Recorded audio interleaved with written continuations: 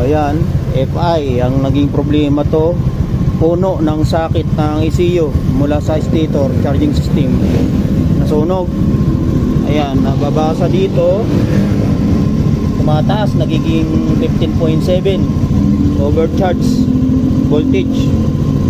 Ang puno kasi ng ECU nagkaroon ng sunog, nirepair lang namin. Yan, ito sunog yan, nataas. Yan o, problema niya. Pero minor, good na, okay na, tama na yan.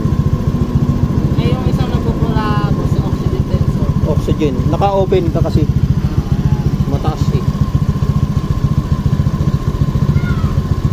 Yan, nakakalkal eh. Talagang nagbabago talaga yan. Ayan. Pero kung babalik mo sa stock,